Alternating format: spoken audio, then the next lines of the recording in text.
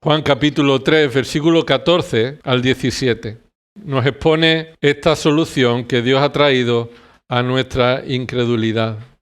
Dice desde el versículo 14 al 17. Y como Moisés levantó la serpiente en el desierto, así es necesario que sea levantado el Hijo del Hombre, para que todo aquel que cree tenga en él vida eterna. Porque de tal manera amó Dios al mundo, que dio a su Hijo unigénito, para que todo aquel que cree en él no se pierda, mas tenga vida eterna. Porque Dios no envió a su Hijo al mundo para juzgar al mundo, sino para que el mundo sea salvo por él. Jesús está aquí hablando a Nicodemo, un hombre fariseo, un maestro de la ley, un hombre acostumbrado a cumplir la religión como una forma de alcanzar la salvación. En esto se basa todas las religiones falsas del mundo, en pintar a un Dios diferente al que en realidad es y presentar un camino aparte de Cristo por el cual acercarnos a ese Dios.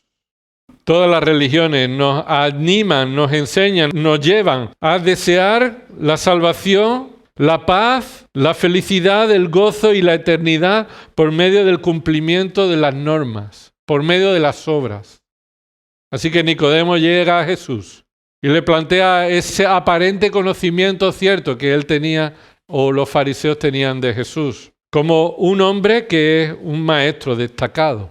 Alguien que Dios está usando para hacer obras y milagros que destacan a Jesús como a alguien importante. Pero Nicodemo tiene una necesidad imperiosa, que todo ser humano necesita, igual que Nicodemo.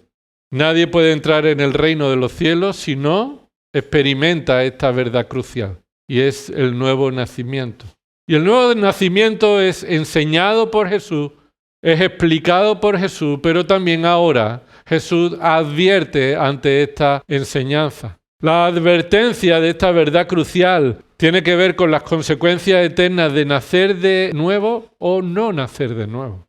Lo más importante en tu vida es si tú has nacido de nuevo o no. Lo más importante en tu vida no tiene que ver con los estudios que tú has hecho, el trabajo que tú has alcanzado a realizar, los hijos que hayas criado o no, la cantidad de posesiones que hayas almacenado. Nada en este mundo puede compararse ni tiene valor eterno como la realidad de si has nacido de nuevo o no.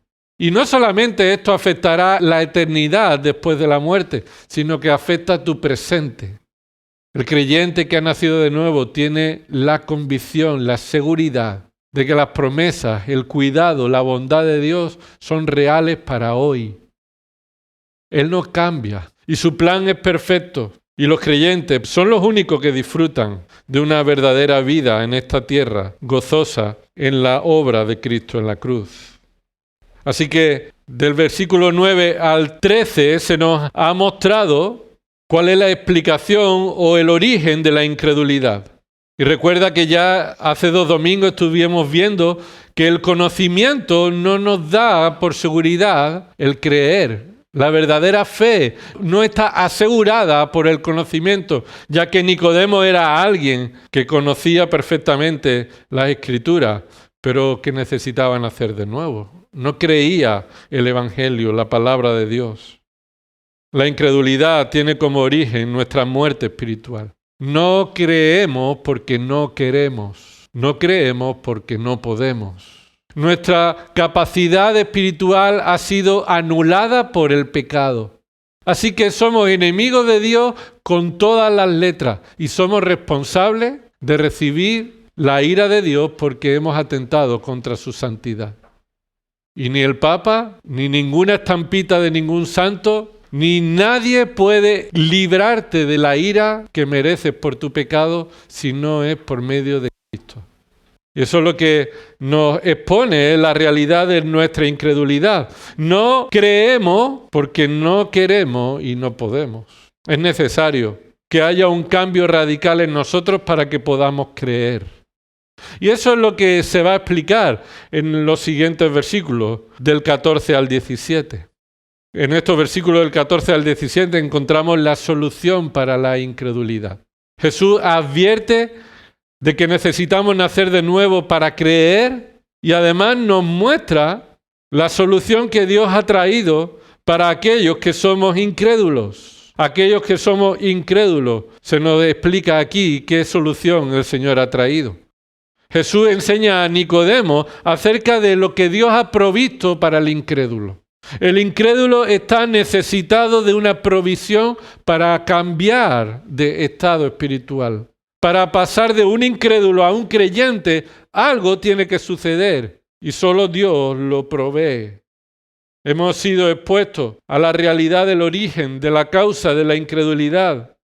Nuestra sabiduría en realidad es una necedad ante Dios. Y aunque somos alumbrados por el mensaje del Evangelio, necesitamos nacer de nuevo por el poder del Espíritu para responder a esa luz del Evangelio. Nuestro entendimiento está oscurecido por el pecado. Podemos escuchar las palabras, entender el mensaje, pero nuestra mente va a rechazar la verdad de Dios, el Evangelio, porque nuestra mente está oscurecida. Y no solamente oscurecida por nuestro pecado, sino que 2 Corintios capítulo 4 nos dice que el Evangelio está velado para los que se pierden. 2 Corintios capítulo 4, versículos 3 y 4 dice: y si todavía nuestro evangelio está velado, si todavía nuestro evangelio no ha sido creído por todos, no ha sido creído por los que se pierden. Los que se pierden no lo creen. Versículo 4 dice: ¿por qué? Pues en los cuales, en esas personas, los que se pierden por su incredulidad, el Dios de este mundo, y ese Dios es en minúscula, ha cegado el entendimiento de los incrédulos. Así que están ciegos espiritualmente por su pecado y además el diablo los ciega con toda clase de engaño y mentiras. Y no pueden creer para que no vean el resplandor del Evangelio de la gloria de Cristo, que es la imagen de Dios. Así que Jesús expone a Nicodemo esta triste realidad, que por nuestra condición espiritual, nuestra rebelión contra Dios, tu pecado te separa de Dios y te incapacita para creer el Evangelio. Entonces no podemos creer su enseñanza, ni siquiera la más simple, la más básica.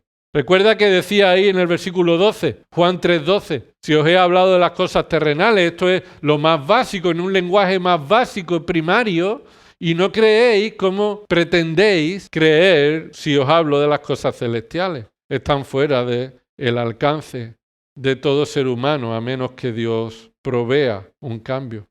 Aunque el testimonio de Cristo sea verdadero, por haber descendido del cielo como Dios hecho hombre, su testimonio es rechazado por aquellos que no creen y que demuestran por su incredulidad su muerte espiritual. La verdad de Dios es inalcanzable para nosotros a menos que Dios nos las haga accesible por su Espíritu Santo. Ante esta consecuencia grave de nuestra condenación, por lo cual rechazamos creer la verdad de Dios, Jesús enseña a Nicodemo y nos enseña a nosotros qué es lo que Dios ha provisto para el incrédulo. Lo que Dios ha provisto para el incrédulo es la persona y la obra de Cristo. No le queda al incrédulo otra cosa que exponerse a la realidad de que solo por medio de Cristo puede hallar la salvación, puede ser reconciliado, puede ser salvado y tendrá que abandonar todo esfuerzo personal. Por eso observa de los versículos 14 al 17 tres aspectos de la solución de Dios para el incrédulo. En primer lugar, la necesidad de la provisión de Dios. Versículos 14 y 15. La necesidad de la provisión de Dios. Dice ahí el versículo 14. Y como Moisés levantó la serpiente en el desierto, así es necesario que sea levantado el Hijo del Hombre, para que todo aquel que cree tenga en él vida eterna. La provisión de Dios para el que es incrédulo es una provisión necesaria para nosotros. Jesús ha dicho que el Hijo del Hombre descendió del cielo para manifestar al Padre, para enseñar la verdad crucial que debemos creer para ser salvos. Y continúa con su propia obra de venir al mundo y de proveer de la salvación que para nosotros es necesaria. La salvación del incrédulo es una necesidad innegable. Nadie puede decir que no necesita ser salvado por Dios. Así que Jesús nos enseña que necesitamos que Él muera en la cruz para librarnos de las consecuencias del pecado, para sacarnos de la incredulidad, para sacarnos de la muerte espiritual. Es necesario que Él muera. Eso es lo que vamos a ver en el versículo 14. Mira lo que dice. Obsérvalo conmigo ahí. Versículo 14. Y como Moisés levantó la serpiente en el desierto, así es necesario. Esto es lo que estamos observando en esta frase. Se nos muestra una comparación de un hecho histórico que sucedió en Israel, y esa comparación es una comparación en la que nos muestra la misma necesidad. Y el énfasis está ahí puesto en la necesidad que tenemos. Así que fue necesario allí, también es necesario para nosotros hoy. Lo que se compara es esta necesidad de que Cristo sea levantado. Como fue necesario allí, también es necesario ahora. El mismo Hijo del Hombre que descendió del cielo, esto es, Cristo Jesús, un día será levantado porque lo necesitamos. Y escucha, la necesidad es nuestra, no es de Dios. Dios no necesita salvarte. Tú necesitas que Dios te salve.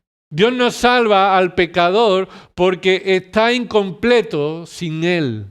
Dios es perfecto y trino y es suficiente en sí mismo. Así que la necesidad no apunta a la necesidad de Dios, sino a nuestra necesidad.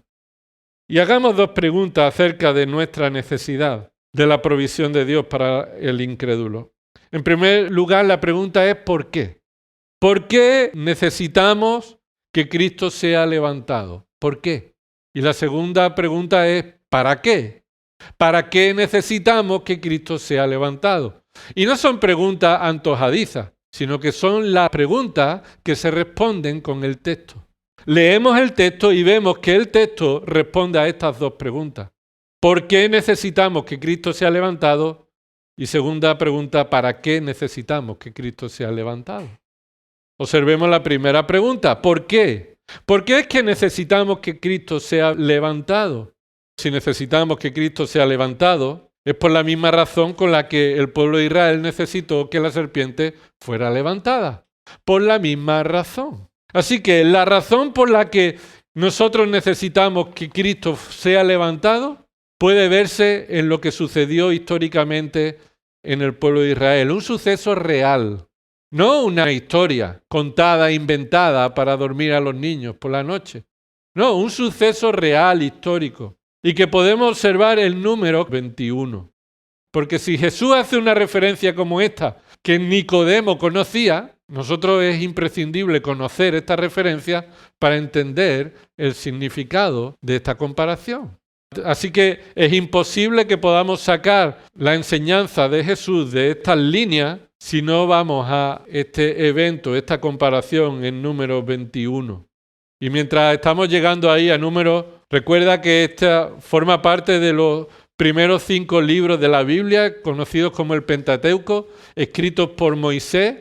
El Espíritu Santo usó a Moisés para escribirlo libre de error y escribir lo que sale de la boca de Dios. No sé cuántas veces has leído Números, o no sé cuánto te ha gustado la lectura de Números. En muchas ocasiones, Números es un libro para leer un poco complicado. Pero no complicado porque su enseñanza sea complicada de entender, sino porque su contenido en ocasiones nos provoca pesadez. Hay muchos nombres, hay muchos lugares, mucha genealogía, muchos datos que parece que estamos leyendo y decimos, pero ¿y esto me lo puedo saltar? No hay nada en la Biblia que te pueda saltar. Todo está escrito con un propósito útil.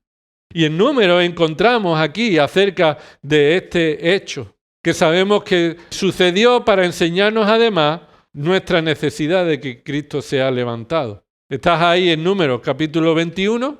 Bueno, los 3 primeros versículos nos muestra que Israel estaba necesitado de una victoria porque habían venido los enemigos contra ellos y se habían llevado a muchos de sus compatriotas. Y el rey cananeo de Arad los había conquistado allí, había tenido triunfo y se llevó a muchos prisioneros. Y en el versículo 2 dice ahí, entonces Israel hizo un voto al Señor y dijo, si en verdad entregas a este pueblo en mis manos, yo destruiré por completo sus ciudades.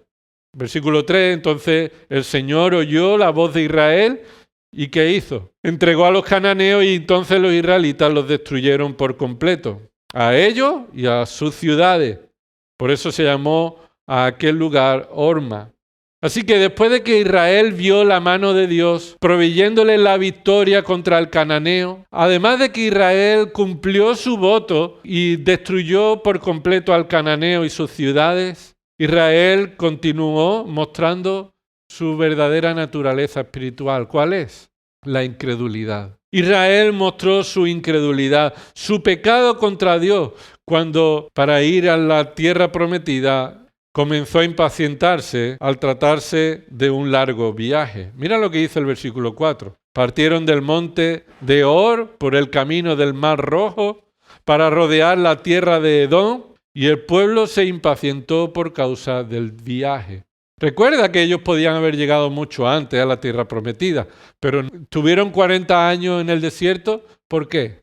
Porque en primer lugar ellos se negaron a conquistar la tierra, tal como Dios había dicho, por el testimonio de 2 espías que ellos mandaron 12, ¿recuerda?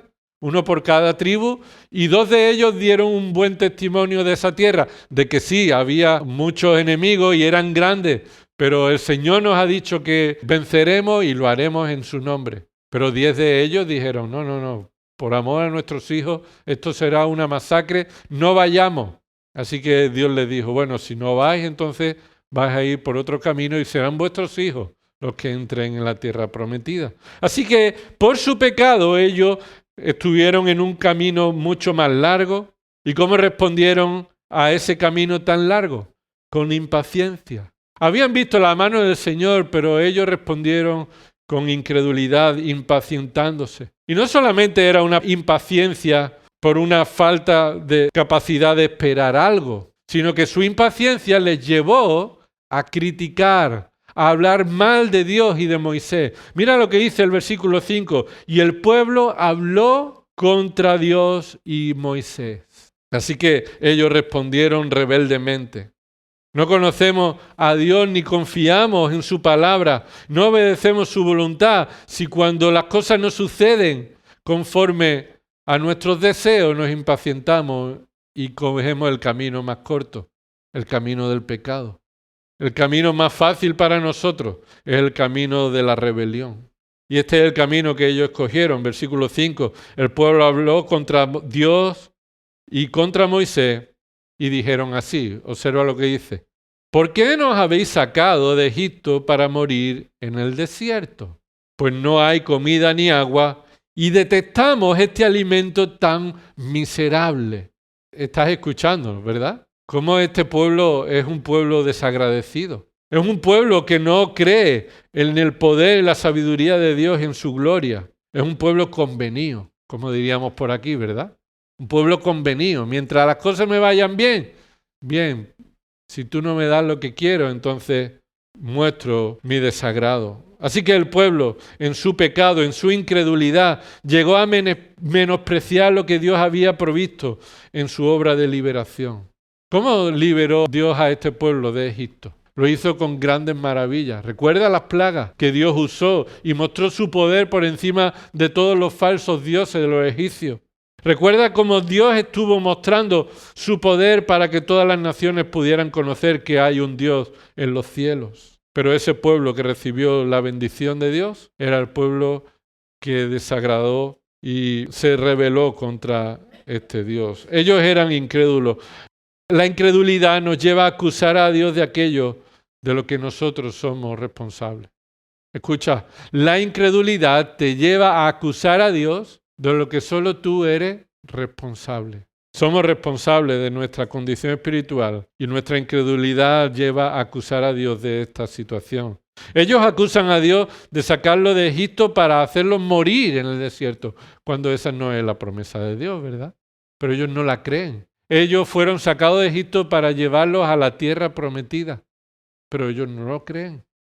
Y no solamente ellos no confiaban en las promesas de Dios, sino que eran desagradecidos por su provisión. Observa que tanto la liberación como la provisión de alimento y de agua, este pueblo ha sido testigo del poder de Dios, de su misericordia para con ellos, pero a menos que Dios cambie su corazón, nosotros somos responsables de nuestra incredulidad, hasta el punto que despreciamos la provisión de Dios. Dios te da lo que tú tienes, pero nosotros nos quejamos y no reconocemos su gracia y misericordia. Dice el versículo 5 al final, y detestamos ¿el qué? ¿Qué dice? Detestamos este alimento tan miserable. ¿A qué se están refiriendo? Todos sabemos, al maná. Lo que lo mantuvo vivos. Lo que ellos necesitaban para comer y Dios le proveyó de maná necesario para el alimento necesario y ellos lo despreciaron. Decían que era un alimento miserable. Así que en el capítulo 11 de este número, ya el pueblo había menospreciado la provisión de Dios, el maná. Se quejó porque querían más, querían de manera avariciosa, querían carne. No queremos este maná, queremos otro tipo de comida. Y esto es lo que sucede en nuestro pecado cuando nos olvidamos de las bendiciones de Dios. Y nos quejamos porque no tenemos lo que queremos. Así que este pueblo en su incredulidad fue desagradecido a Dios, deshonró a Dios, habló mal de Dios, culpó a Dios de todo su sufrimiento cuando ellos eran los culpables. Entonces ellos en su incredulidad pecaron contra Dios. Por tanto, a causa del pecado de Israel, ¿qué sucedió? Versículo 6. Dios manda el justo castigo. Dios es un Dios que castiga el mal. Así es. Dios no puede ser un Dios que pasa por alto el mal sin que sea castigado. Dios es un Dios justo. Y aquel que comete el pecado debe sufrir las consecuencias por su pecado. Así que Dios también es un Dios de justo castigo. Y Él manda serpientes ardientes. ¿Ve ahí en el versículo 6? Y el Señor envió serpientes abrasadoras o ardientes. Lo que el original está diciendo son serpientes venenosas. Es lo que significa. No serpientes de fuego, no serpientes calientes, no, serpientes venenosas, mortales. Y las pone para que muerda a todos los que han pecado, dice ahí en el versículo 6. Entonces envió serpiente abrasadora entre el pueblo y mordieron al pueblo y mucha gente de Israel murió. Hay que ver que Dios, ¿no? Que castiga al malo, ¿verdad? Ese es el Dios verdadero. Dios actúa con justicia sobre aquel que merece la ira por su pecado.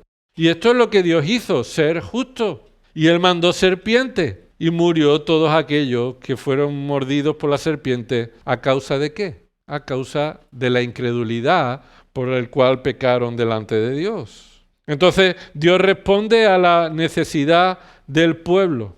Observa lo que dice ahí el versículo 7. Entonces el pueblo vino a Moisés y dijo: hemos pecado porque hemos hablado contra el Señor y contra ti. Intercede con el Señor para que quite la serpiente de entre nosotros. Y Moisés intercedió por el pueblo. Muy bien, Moisés intercede por el pueblo. El pueblo ha dado un paso de confesión, ¿verdad? Confiesa su pecado y dice: hemos pecado. No han pintado de blanco lo que es negro.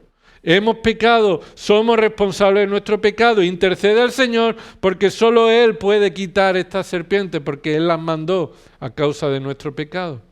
¿Cómo responde Dios? Versículo 8. Y el Señor dijo a Moisés: hazte una serpiente abrasadora y ponla sobre un asta.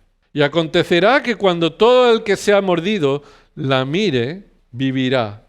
Y Moisés hizo una serpiente de bronce y la puso sobre el asta, y sucedió que cuando una serpiente mordía a alguno y éste miraba a la serpiente de bronce, vivía. Entendemos lo que está sucediendo, ¿verdad? El pueblo peca, Dios manda el castigo necesario, no hay forma de ser librado por este castigo que clamar a Dios, así que confiesan su pecado y Dios responde. Pero es curioso cómo Dios responde. ¿Es que Dios quitó la serpiente? Dime. ¿Dios quitó la serpiente como el pueblo pidió? No. Dios proveyó la solución en la forma en la que Dios provee, no en la que nosotros pedimos. quítame el problema. No, esa no es la forma en la que Dios actúa. Y Dios salva a los pecadores, pero no le quita todos los problemas. Y eso es lo que en muchas ocasiones se vende como el verdadero evangelio, cuando es un falso evangelio. Tú crees en Dios y todo te irá bien. Eso no es verdad. Dios actuó ante un pueblo que se arrepintió, pero no le quitó la serpiente. Dejó la serpiente. Entonces, ¿cómo Dios proveyó para la necesidad del pueblo? Escucha, Dios responde a la necesidad del pueblo incrédulo que muere por su pecado y le provee un medio de salvación. Le provee un medio de salvación. ¿Cuál es el medio de salvación que Dios provee? No es el ídolo. No es un ídolo. El medio de salvación que Dios provee es el mismo medio de siempre. La fe. Por medio de la fe en Dios, en su palabra, aquellos que han sido mordidos por la serpiente podrán ser salvados. Escucha, la serpiente en un asta no tiene un poder milagroso. Una serpiente de bronce no cura a nadie y no justifica la idolatría. Y muchos utilizan este texto para decir que tengamos hoy ídolos es un medio para alabar a Dios, como cuando Dios mandó que se pusiera una serpiente de bronce. No, eso no lo justifica. Dios mismo ha dicho que no hará ninguna imagen de lo que hay en el cielo, en la tierra, ni debajo de la tierra, ni la adorarás.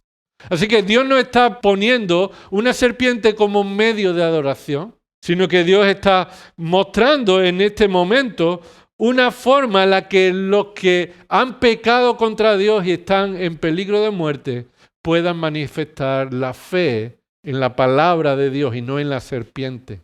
La fe no está puesta en la serpiente, la fe está puesta en la promesa, la palabra de Dios. Nunca ha sido el propósito de Dios que la serpiente se convirtiera en el medio de salvación. Pero ¿sabes qué pasa? Que Israel, en su incredulidad, convirtió a la serpiente en un ídolo.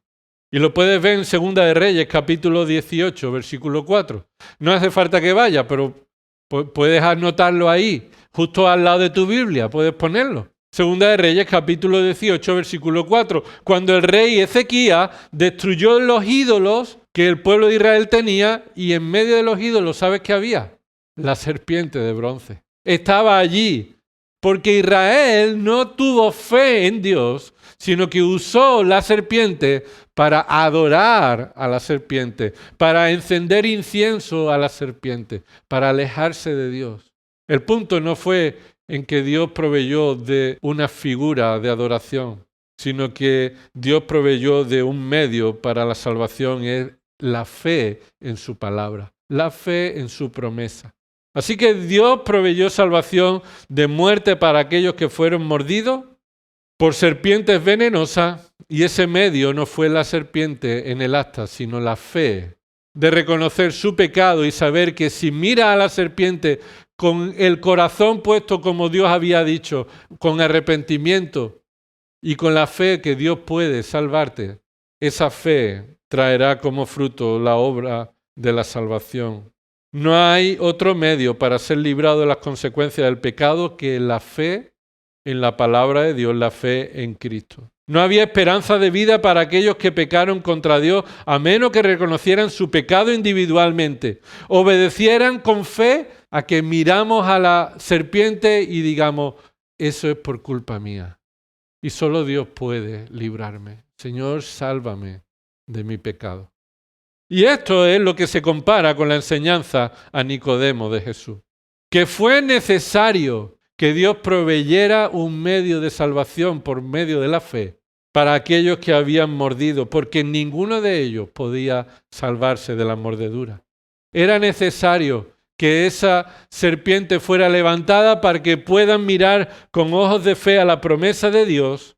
También de este modo es necesario que el Hijo del Hombre sea levantado. Mira lo que dice de nuevo entonces ahí en Juan capítulo 3, versículo 14.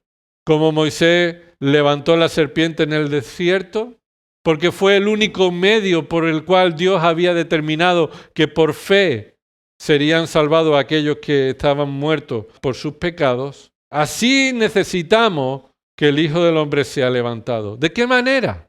Bueno, de manera desesperada, como los que fueron mordidos por la serpiente.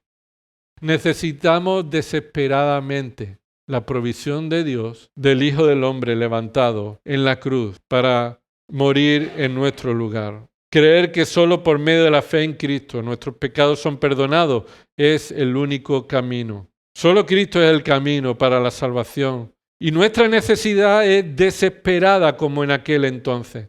No podemos por nosotros mismos chupar el veneno de esa mordedura. No podemos poner una hoja de cualquier remedio natural para librarnos de esa mordedura. No hay forma de ser librado de la muerte por el pecado que por medio de la fe en Cristo. Y esa es la necesidad que había entonces y que hoy tenemos. La necesidad en aquel que muere en la cruz, no por sus pecados, sino por mis pecados. Y aquel que murió en la cruz, descendió de la cruz, muerto, pero resucitó al tercer día. Y esa victoria de Cristo sobre la muerte es la que nosotros necesitamos para ser librados de nuestra condenación.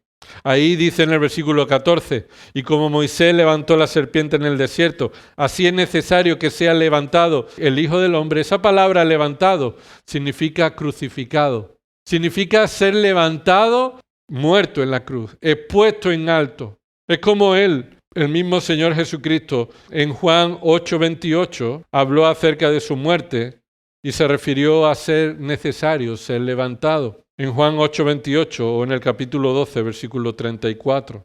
Así que, ¿por qué necesitamos que Cristo sea levantado? Bueno, necesitamos que Cristo muriera en la cruz porque no podemos salvarnos a nosotros mismos por causa de nuestro pecado. Necesitamos la salvación por medio de la muerte de Cristo en nuestro lugar. Necesitamos confesar nuestro pecado y creer que solo Cristo es el Salvador provisto por Dios. Hemos dicho el por qué lo necesitamos y ahora vamos a ver para qué necesitamos que Cristo sea levantado. Y está ahí respondido en el versículo 15. ¿Para qué necesitamos que Cristo sea levantado? Para que todo aquel que cree tenga en él vida eterna o tenga por medio de él vida eterna. Necesitamos que Cristo sea levantado para que tengamos vida eterna y para que creamos en él como el único mediador y salvador. Por medio de la muerte de Cristo, una vez para siempre, sin necesidad de que muera todos los domingos, como el cura en la Iglesia Católica hace, que hace un sacrificio ahí. Este es el cuerpo de Cristo y lo sacrifica de nuevo. Eso no es bíblico. Cristo murió una vez y con esa muerte sirvió para siempre. No necesita que vuelva a morir por los pecados de aquellos que creen en él. Así que la muerte de Cristo, por medio de ella, el pecador puede recibir vida. No por medio de obedecer a Dios en mandato religioso, no por medio de cumplir normas de hombre, no por lo que Nicodemo estaba acostumbrado, sino por medio de la muerte de Cristo. ¿Hasta cuánto tengo yo que sufrir para que Dios me perdone? Es la pregunta de Nicodemo. Es la pregunta de todo ser humano. ¿Hasta cuándo tengo que estar yo dispuesto a sacrificar para que Dios me perdone? Y por supuesto la respuesta es, tendrás que sacrificarlo todo. Te va a costar todo, pero no es por tu esfuerzo y sacrificio, es por el sacrificio de Cristo. Tendrás que abandonar todo esfuerzo personal para reconocer que es solo por la obra de Cristo que tú puedes ser reconciliado y perdonado. Somos incapaces de ser justos. Somos injustos por naturaleza y todo lo que recibimos, todo el nuevo nacimiento que se recibe por la fe, por la gracia, por la misericordia de Dios que Él ha provisto en la muerte de Cristo. Eso es lo que Nicodemo necesita reconocer. Eso es lo que tú necesitas reconocer. Que estás mordido de muerte. Todavía no has muerto definitivamente, pero vives en una muerte espiritual, separado de Dios. Eso es lo que debes reconocer, que eres responsable de ese pecado, que Dios, como es justo, tendrá que darte tu merecido. Y que la única forma de que podamos ser librados de las consecuencias de nuestro pecado es abandonando todo esfuerzo personal y reconociendo a Cristo, que murió en la cruz en mi lugar, en tu lugar. Que Él sufrió por los pecados que yo cometí. que Él vivió una vida perfecta y fue a la cruz voluntariamente para pagar mi deuda. Eso es lo que necesita todo incrédulo reconocer. Que Dios ha provisto de un medio, quien es Cristo, para la salvación. Primera de Timoteo, capítulo 2, versículo 5, lo conocemos bien. Pablo le dice a Timoteo que enseñe que los hombres oren por la salvación de todas las personas, sin distinción. Y le da una razón, porque hay un solo Dios y un solo mediador entre Dios y los hombres. ¿Y ese mediador quién es? Jesucristo, Dios que se hizo hombre. Y dice el versículo 6, quien se dio a sí mismo en rescate por todos. Testimonio dado a su debido tiempo. En el tiempo en el que Dios determinó, Dios envió a su Hijo y murió para rescatar a todos los que creen en Él. Esa es la forma en la que el Señor ha provisto. Pero en el versículo 16 encontramos la razón de la provisión. La razón de la provisión. Todo aquel que cree en Él tiene vida eterna. Esa es la provisión de Dios, la vida eterna que Él ha dado a todos los que creen por medio de la muerte de Cristo. Pero ¿cuál es la razón de la provisión? ¿Por qué Dios provee de ese medio de salvación? Versículo 16 es uno de los versículos más conocidos y en muchas ocasiones está mal usado, mal interpretado y mal aplicado. Mira que este versículo 16 está unido al contexto de la provisión de Dios para el incrédulo por medio de la razón. Esta es la razón. ¿Cómo empieza el versículo 16? No empieza diciendo de tal manera, sino dice ¿por qué? ¿Por qué? Y esta es la razón de la provisión de Dios. Dios provee de un Salvador al incrédulo. ¿Por qué? Esa es la pregunta. ¿Por qué le provee de un Salvador? La respuesta del mundo es porque Dios nos necesita, o porque lo merecemos, o porque algunos no somos tan malos que otros, o porque en realidad no somos culpables. Hemos traído la herencia del pecado, pero no somos culpables de lo que hacemos. No. ¿Por qué Dios provee de un Salvador? ¿Por qué? Dice ahí el versículo 16. Porque de tal manera amó Dios. La razón de la provisión de un Salvador a los incrédulos no está en el que es salvado, sino en el que salva. Dios salva por su condición, por su naturaleza, por cómo Él es. Dios no salva por cómo eres tú, por cómo te ve a ti.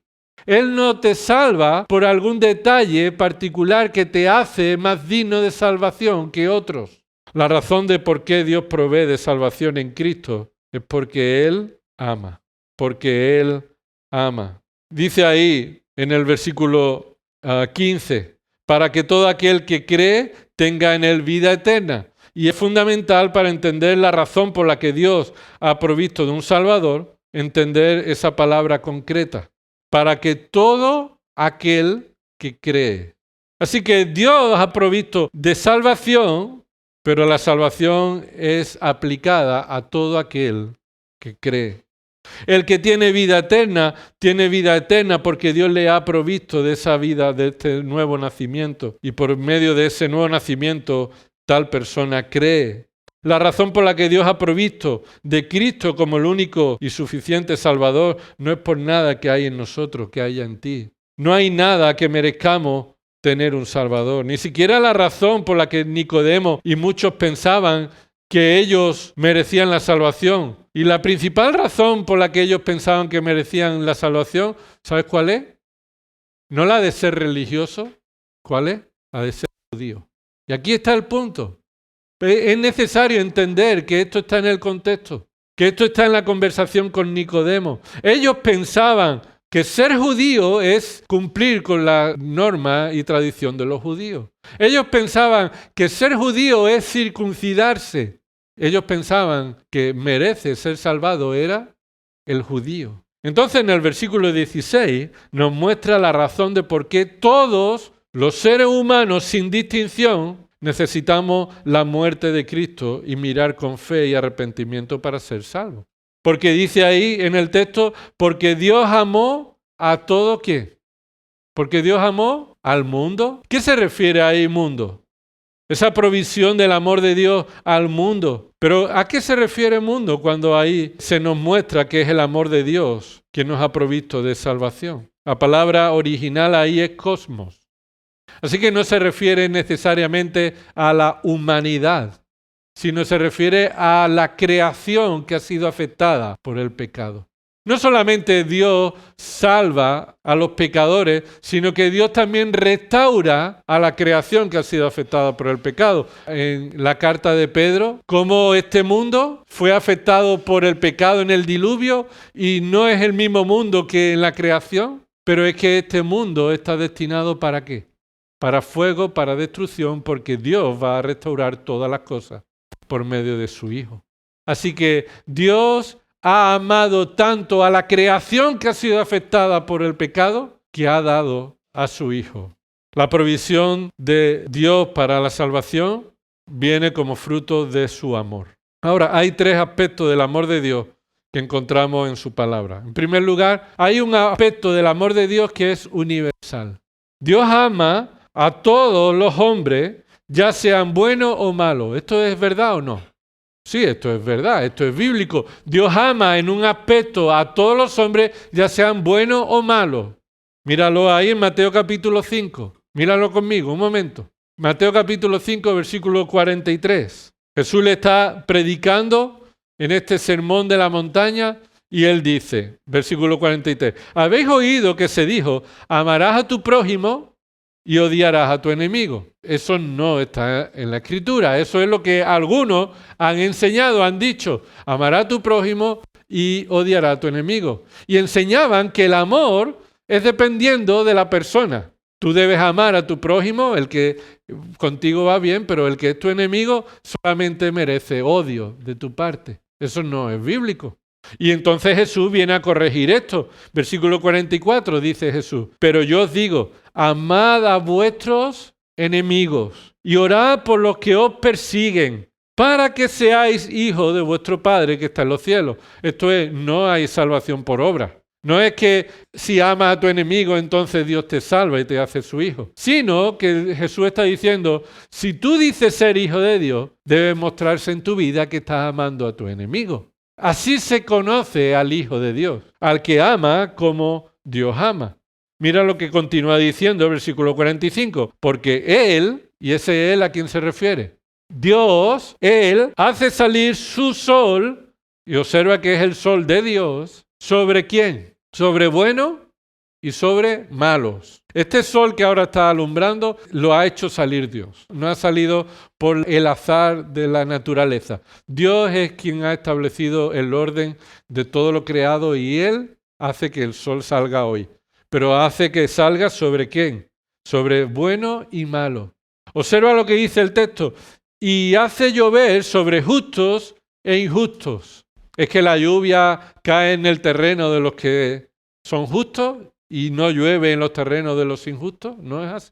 Dios muestra su amor, ama a todos, tanto bueno y malo, proveyéndole de la vida, proveyéndole del sol, proveyéndole del alimento, proveyéndole de las condiciones de vida.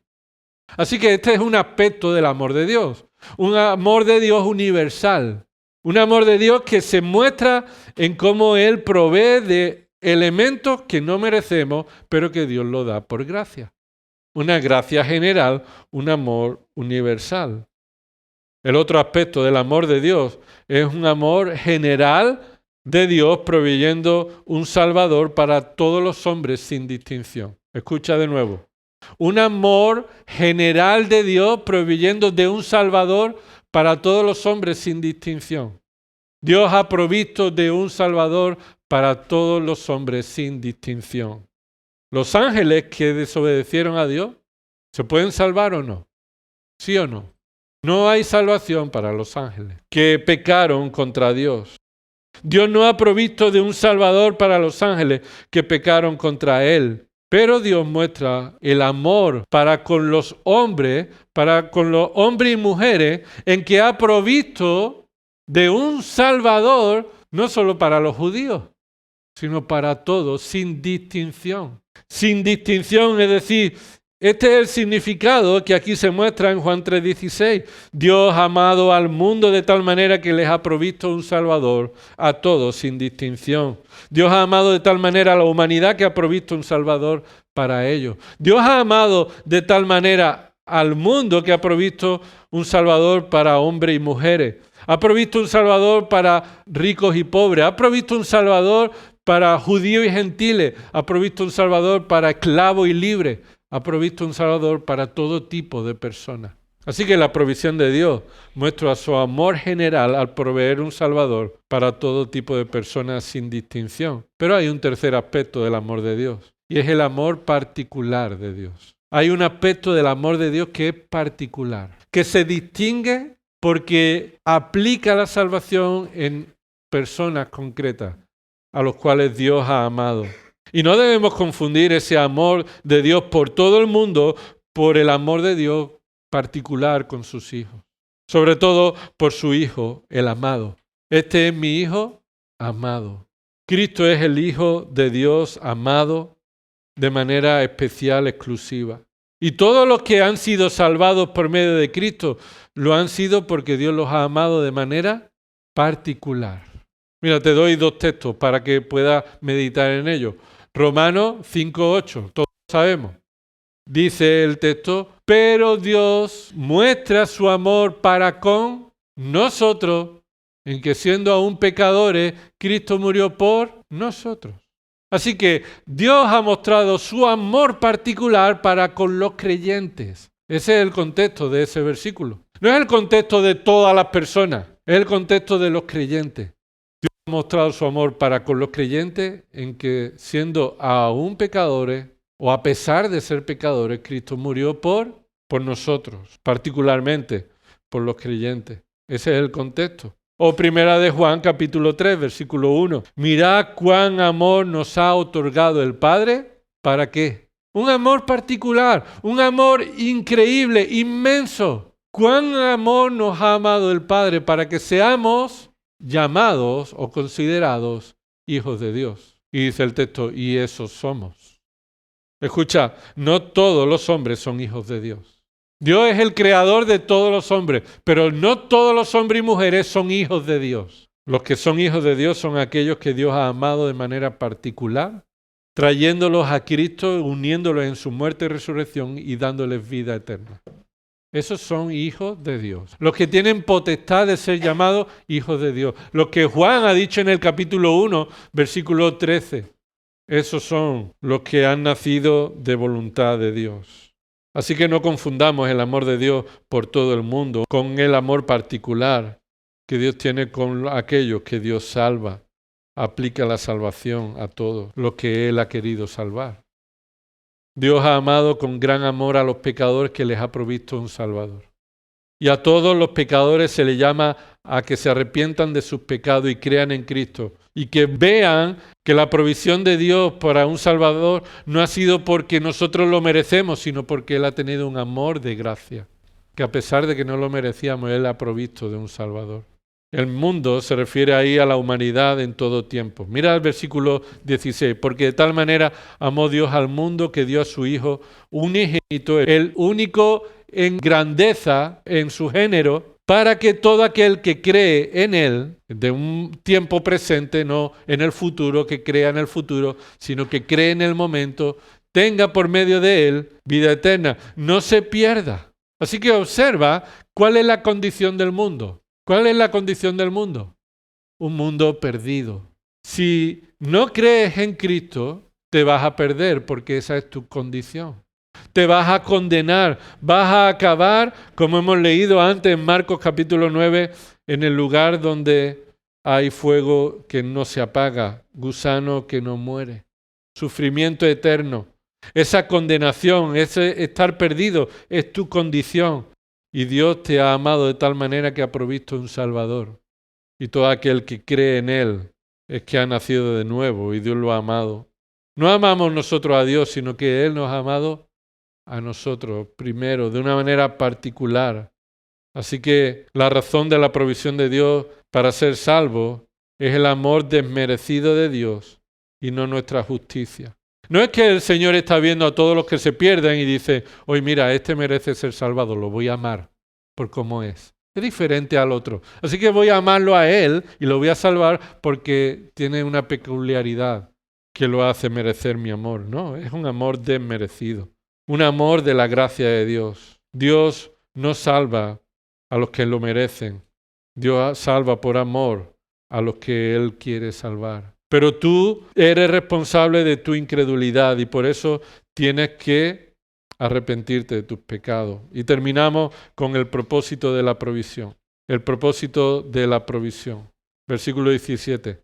¿Cuál es el propósito de la provisión? El propósito de la provisión de Dios es salvar, no condenar, no juzgar. ¿Qué dice el versículo 17?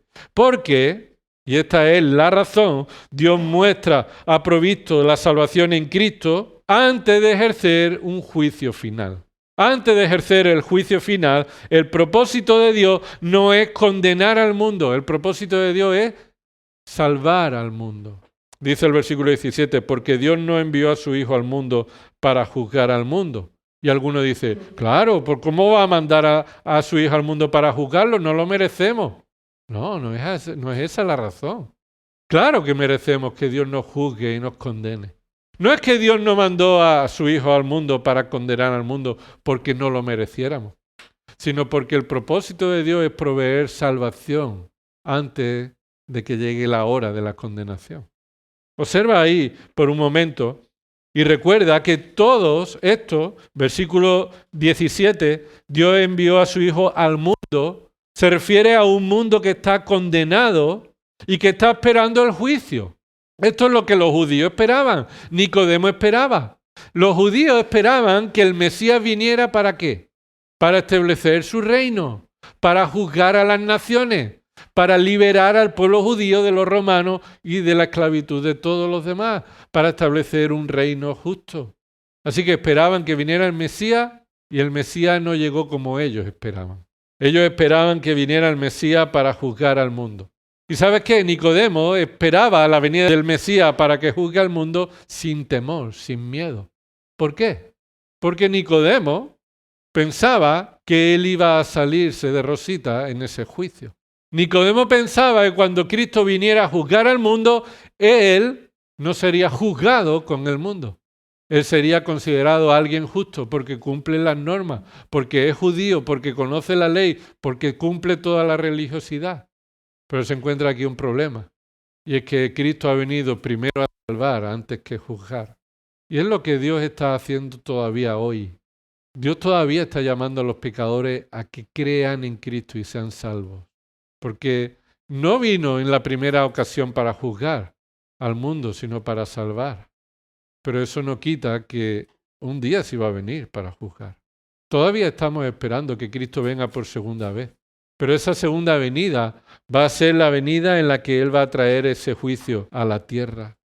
Y Nicodemo y todos nosotros necesitamos ser expuestos a que o ese día estás en Cristo y eres declarado justo por la justicia de Cristo, y esa ira de Dios no caerá sobre ti porque la justicia de Cristo te cubre, o si no estás con Cristo, si no te has arrepentido de tus pecados, esa ira va a caer sobre ti de manera irremediable.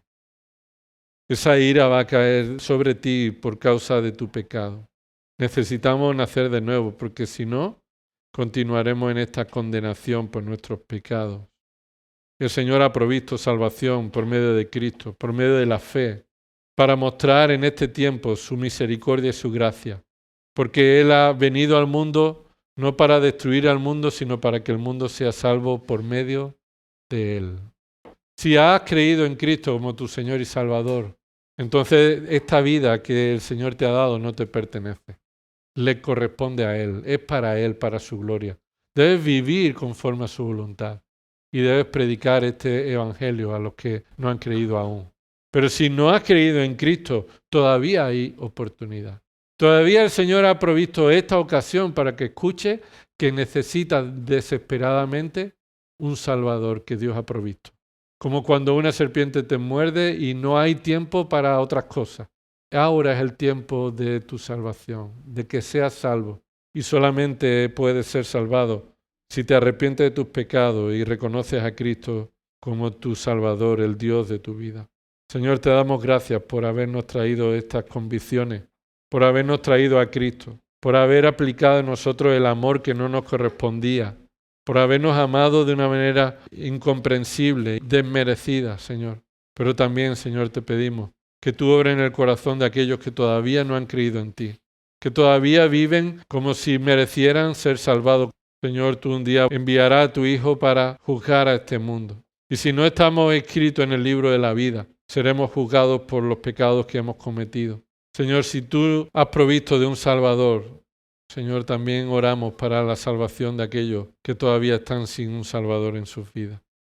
Perdona nuestros pecados, Señor, ayúdanos a vivir confiadamente en esta buena noticia, a no confiar en nuestras obras, Señor, y a vivir una vida de obediencia, de gratitud, de alabanza, de crecimiento de tu palabra, Señor, para poner en práctica las obras que tú has preparado de antemano. Todo esto oramos en el nombre de Jesús.